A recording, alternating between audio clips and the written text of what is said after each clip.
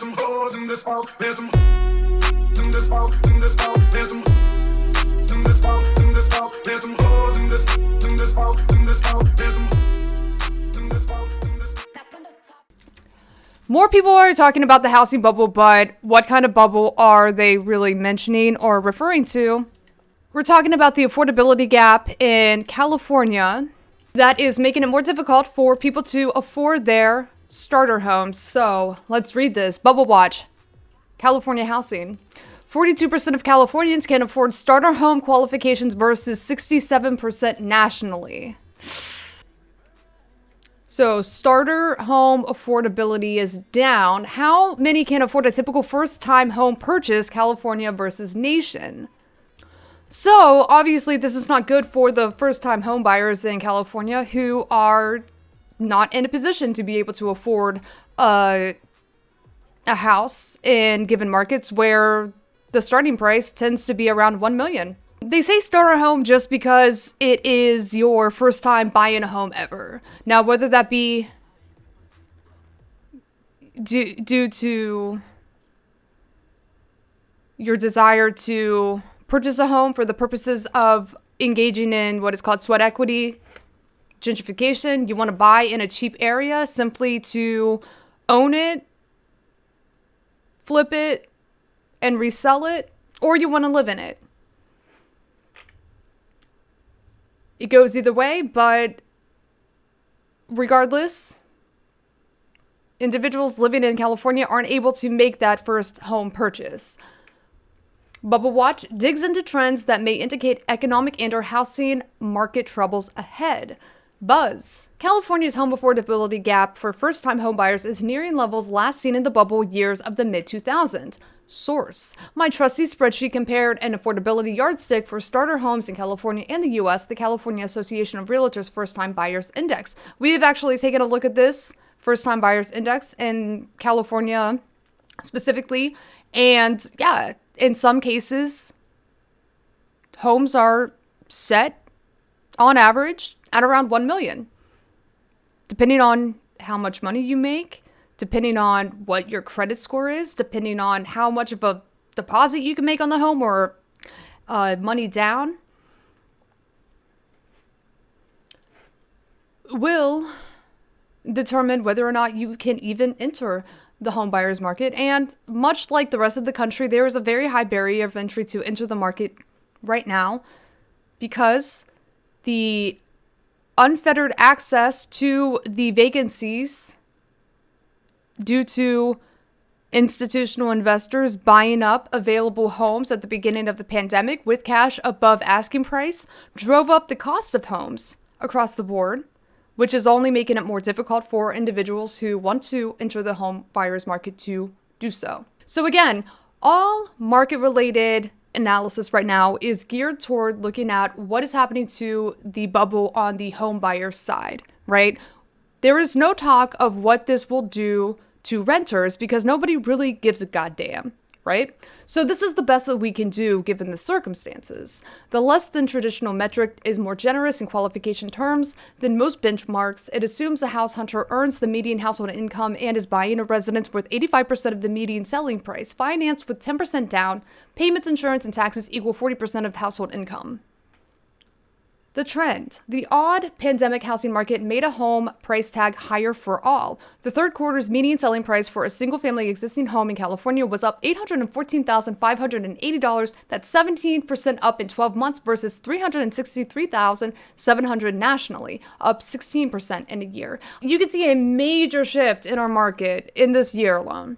But when it comes to what a house hunter really pays, the monthly payments, the part year's increased pay, and near historic low mortgage rates dulled some of that selling price pain. Realtor economists found that 42% of Californians could meet the somewhat generous home buying qualification standards of this index. That's up from 40% in the spring, but down from 48% in the pre-pandemic fourth quarter of 2019. We have already gone over how some of these changes that are made with our central financial housing regulators who are kind of in charge of setting interest rates kind of outside of the purview of the Federal Reserve. They are making adjustments to some of their mortgages that they are doling out that are backed by Fannie Mae, right? Who is responsible for underwriting these policies that will guarantee a loan up to a certain amount. And they are making some changes to the amounts of the loan or the mortgage that they will cover. And if you recall, the article that we had read was hypothesizing that these changes would be benefiting homeowners in places like California, where, as we have seen, the median selling price, this is the median selling price for a single family existing home in California, is now up to $814,580. That is a significant climb from the national median, which is at $363,700. Similar trends were seen nationwide. CER's math shows 67% of Americans could afford to buy a starter home in the third quarter using the same math, up from spring's 66%, but down from 71% before the pandemic. Ponder the gap between state and national costs. A typical California first-time house hunter had 37% less affordability than a U.S. home seeker in the past summer. That spread can be a critical financial hurdle for folks pondering less onerous housing deals in other states. I'm usually not a huge fan of affordability indices as a measure of how many folks can actually buy a home. Why not? Yet the swings in these indices have or can be worthwhile tools to see longer-term trends. Let's start with the recovery of the Great Recession's housing debacle, 2013 to 2019. An average 51% of Californians could afford a starter home versus 73% nationwide. That's 31% less affordability in the state, a smaller gap with the nation than today. Look at the bubble building period of 2000 to 2007, when 43% of Californians could afford a starter home versus 70% nationwide. Of course, consider the loose lending terms of this period, so just about anybody could qualify to buy. Let's politely note that in the troublesome period for housing, a different kind of feeding frenzy set the stage for a horrific real estate flop. In 2000 to 2007, California offered 40% less affordability than the nation, not far from 2021 levels. So was California affordability ever relatively okay? Think about what happened in 2008 to 2012. Just before, during, and immediately after the ugly housing crash, slashed prices and low rates. That boosted California's starting home affordability to an average lofty 64% versus 78% nationally. Californians with the nerve to shop in these challenging times enjoyed a market with only 18% less affordability than the nation. How bubbly! I recall that affordability once seemed to matter. If those concerns reappear, the wide cost chasm should be worrisome for California's housing market. Yes, this past summer produced a slight narrowing of this California versus U.S. home buying affordability gap from the spring. Still, the pandemic's era buying binge, even with historically cheap money, lowered the chance a typical Californian can become an owner. And this shrinking affordability is even more troubling when mortgage rates seem destined to rise. One big reason is that inflation, an important factor in setting interest rates, is heating up. Since 2000, U.S. inflation has averaged 2.2% according to Consumer Price Index, while rates on 30-year mortgages average 5% according to Freddie Mac. So historically speaking, loans are usually priced 2.8 percentage points above these costs of living increases. Yet, in October, U.S. inflation was 6.2%, while this benchmark for mortgage rates, kept artificially low with Federal Reserve help, averaged 3.1%. That's 3.1 points below the inflation rate. Industry cheerleaders will shout that today's overheated pricing is all about simple supply and demand, while demand means having buyers who can actually afford to buy.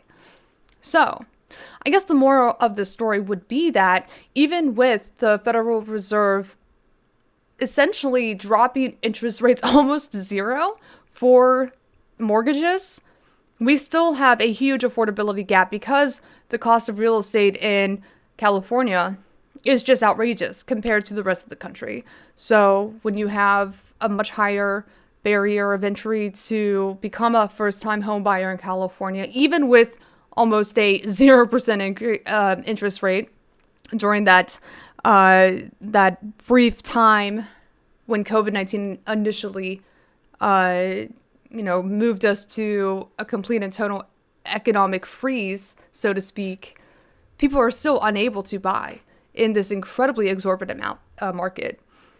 And I know a lot of y'all are thinking, which is, my initial thought is I'm obviously not so much worried about whether or not poor renters in California can transition into the home buyer's market. I understand that tenancy is incredibly exploitative in nature, but I would say the bigger issue right now that is tied to housing is the growing affordability issue that is plaguing the rental market that is causing an onslaught of evictions and homelessness, especially because of the crackdowns in places like Los Angeles, where it is literally illegal to be homeless in most places around Los Angeles. There's only a finite number of places where you get to exist as an unhoused individual.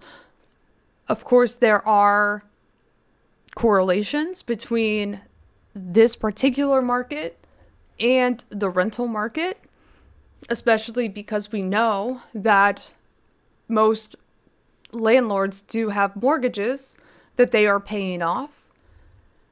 And if there is some sort of change to the amounts of money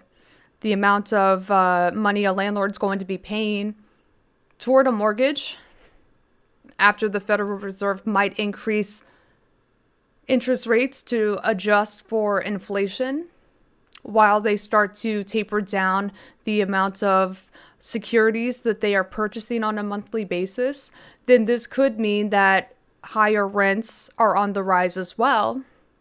Because if landlords are paying more on their mortgage, assuming that they are still going to be looking to increase their own portfolio of income generated properties, then that by definition will mean that they'll charge more rent in order to cover the cost of their mortgage in excess